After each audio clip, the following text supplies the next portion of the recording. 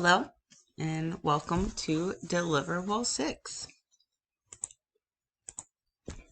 In this presentation, we are going to be looking at progress made throughout a research study. In this research study, we have focused primarily on, well, not primarily, but focused on the mental health of police officers. Well, mental health is important for every person. It is especially crucial for our first responders and police officers. And in this research study, we will discuss that purpose and the problem that is faced with that, which will lead us to our research question. And we'll also look at survey questions that can be asked of police officers and first responders to help us give us more insight and aid us in our research question. So first we're going to look at the purpose, the problem, and the research question. So the purpose of this research study is to help guide, the purpose of the research question is helping guide and define the research study. And our main goal is to determine mental health of police officers. The problem that we're facing is poor mental health of police officers. They are exposed to extremely stressful situations, and we want to see if they need help with that, which leads into the research question of, should police officers be required to attend monthly counseling sessions to help them maintain good mental health? So to help get us to that answer, we have a number of survey questions that can be asked that can give very helpful insight to this. So the first survey question that could be asked is, how many hours did you work last week? This chart would give very accurate and valuable information as to this part, and give realistic hours worked by police officers. One, we can identify the mean, median, and mode, which can lead us to a variety of different insights. The World Health Organization has shown that working more than 55 hours a week can have negative health effects, both physically and mentally. So when you combine that with the stressful situations that police officers work in, that really gives good insight to us. Question 2. On average, how many times a week do you pull out your firearm?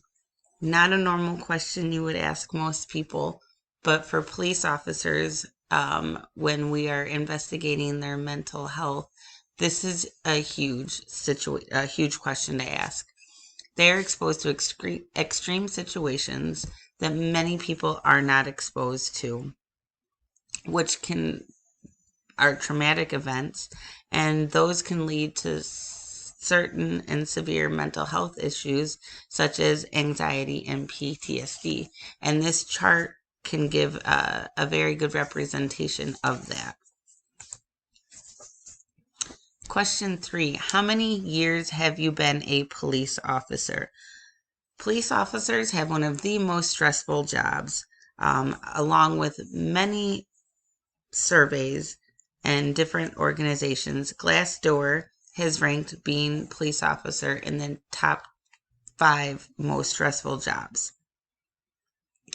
Considering on average, police officers can't retire before spending a minimum of 20 years on the job, and this chart could show you, the amount of years that have been spent, just leads to the stressors that they're exposed to on a regular basis and for such a long period of time, that the higher the chance of them having mental health struggles.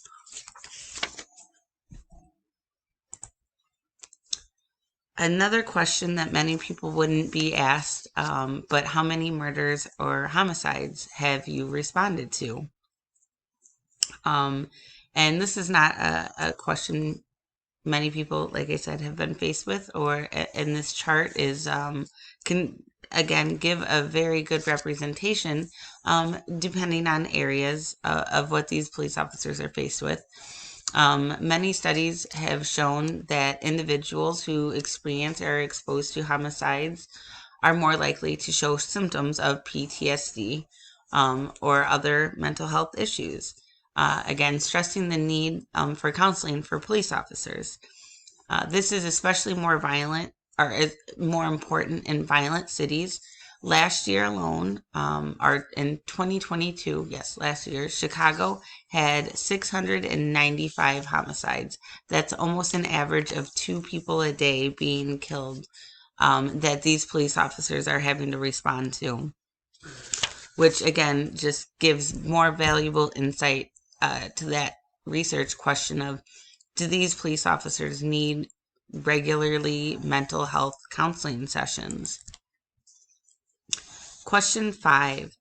How frequently did you struggle to fall asleep, stay asleep, or oversleep in the past 2 weeks? A question that may not seem very relevant to many people, but when we're discussing our mental health, this is actually a very important question that should be asked. Sleep is crucial for both physical and mental well-being for all individuals. A lack of sleep can interfere with daily functions. And for a police officer, it can lead to complications in their daily professional, with their daily functions.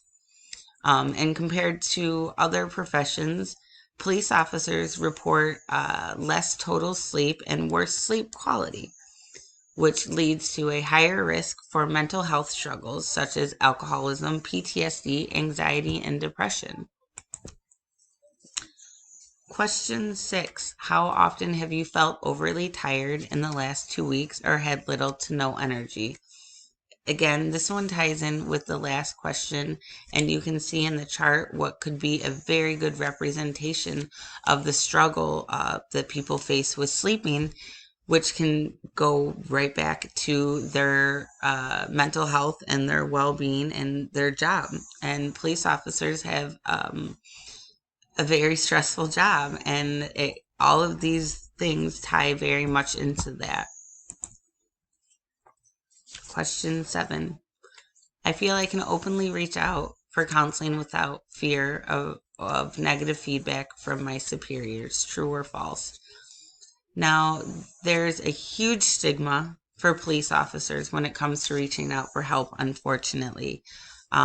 They are scared of appearing weak, and they also are fear of their superiors feeling they're incapable of doing their job.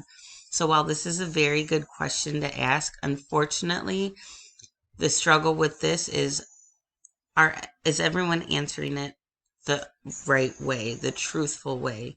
Considering it's almost 50-50, leads you to believe that maybe they aren't, which is why it's very important in surveys and things like this to make sure you try to reach a large sample population to get as accurate of an answer as possible, especially with questions such as this and situations such as this, for such vital, important information, to really try to help people. And even many precincts and areas have mental health counseling available to police officers. Again, many don't reach out and use it for fear of appearing weak, or fear of not being allowed to do their job if they have to ask for help. Survey question 8. I am comfortable discussing struggles from the job with my peers. This is, again, we're almost 50-50 on this. And I feel this would be a very accurate answer that you would get from people.